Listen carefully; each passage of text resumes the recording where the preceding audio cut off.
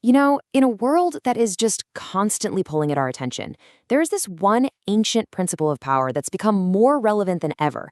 So today, we're going to dive into a single law from Robert Greene's The 48 Laws of Power that might just change how you approach, well, everything. Let's get into it. So yeah, our source material is The 48 Laws of Power. It's a fantastic book that really just breaks down the mechanics of influence and strategy, all through a historical lens. We're going to unpack one law in particular that has some pretty huge implications for how we focus our energy today. And this really gets to the heart of the whole thing, doesn't it? We are constantly being pulled in 1,000 different directions. Our attention is fractured, our energy is just scattered. But what if the real key to being powerful and effective isn't about doing more, but actually doing less, just with way more intensity? And that brings us right to the law itself, Law 23.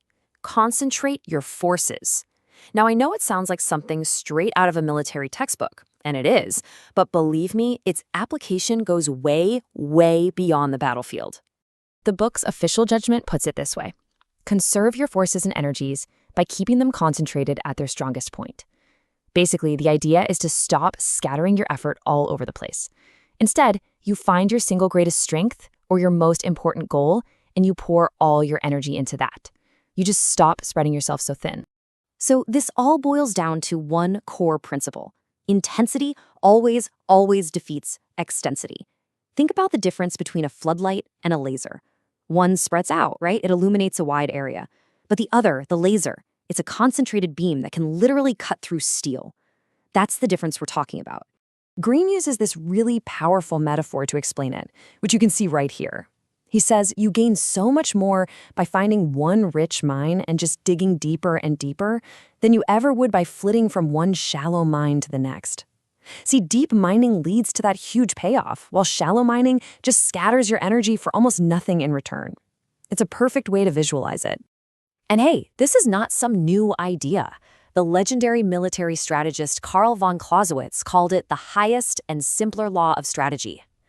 Utmost concentration. That's the real key to applying your strength where it's going to have the biggest possible impact.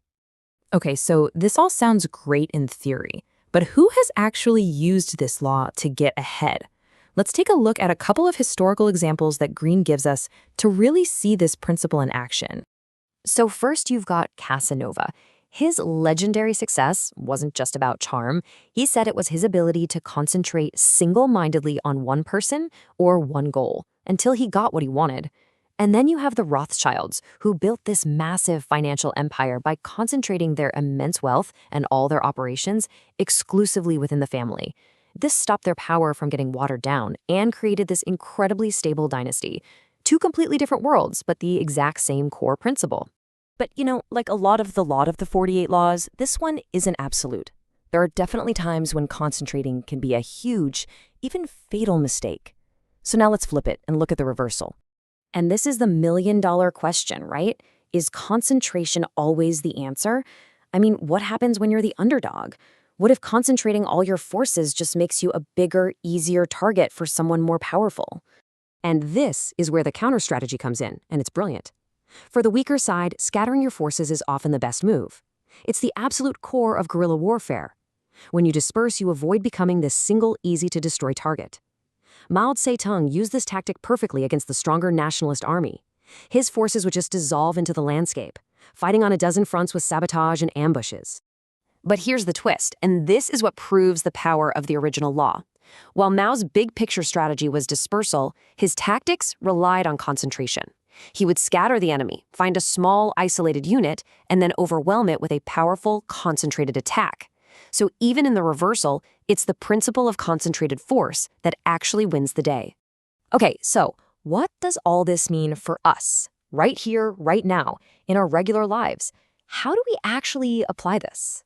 Well, Greene points out something we all feel. We live in a state of total distraction. Social media, emails, the 24/7 news cycle, our own minds have become these little battlefields where our focus is constantly under attack. We're literally being pulled apart. So the solution, if you follow the logic of Law 23, is a conscious retreat. It's about pulling your energy back from all those 1,000 shallow minds and directing it inward, toward deeper, more concentrated ways of thinking and acting. It's about picking your one rich mine and finally starting to dig. So, I'll just leave you with this question to think about. In your career, in your personal projects, in your life, where are your forces scattered? And what do you think would happen if you decided to concentrate them?